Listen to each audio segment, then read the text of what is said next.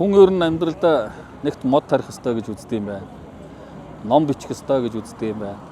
3 4 хүүхдээ төрүүлж өсгөх ёстой гэж үздэг юм байна. Энэ гурван бол одоо хүний одоо төрлийг олж төрсөн хүнд бол одоо хамгийн дээд буян гэж ингэж үздэг юм байна. Тийм учраас бүгдээрээ одоо буян үлдэж их дэлхийдээ одоо мод тарьж үр хүүхдээ өсгөж эх орноо хайрлж хамгаалдаг үр хүүхдээ байх. За одоо байгаль орчноо хамгаалдаг ийм одоо үзэлтэй эх оронч сэтгэлгээтэй ийм иргэн болгоод төлөвшүүлэхийн тулд эцэг их болгон үр хүүхдээ байгаль орчноо хамгаалах чиглэлээр үр хүүхдээ мод тарьж одоо ой ус ан амьтнаа хайрлан хамгаалдаг ийм л үзэл бодолтой төлөвшөлтөй зөв хүмүүжлэлтэй ийм иргэн болж төлөвшүүлэхэд бол одоо чухал байна.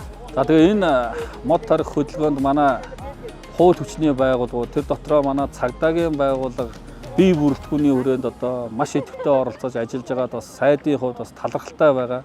Одоо нэг мод тарьсан байгаль орчиндөө мод тарьсан болгон эргээд одоо буцаад одоо буян болж ирдгээ гэдэг ийм уриалгыг дэвшүүлээд ажиллаж байгаа юм байлээ. Тийм учраас одоо энэхүү байгаль орчныг хамгаалах, нөхөн сэргээх тэр мод үндэсний хөдөлгөөнд одоо идэвхтэй оролцож байгаа цагдаагийн албаа агч нийт бие бүрэлдэхүүн удирдлага хамт олонд одоо бас байгаль орчин уур амьсгалын өөрчлөлтийн хамт олонныхоо нэрийн өмнөөс Монгол Улсын засгийн газрын нэрийн өмнөөс бас талархал илэрхийлье. Энэ ажилд одоо идэвхжүүлэн санаачлалтай ажиллаж байгаад хувь хүнийхөө хувьд үнэхээр талархалтай байна гэдгийг бас дахин хэлье. Байгальд өгсөн бүхэн буцаад ирдэг. Тэр бум мод үндэсний хөдөлгөөн.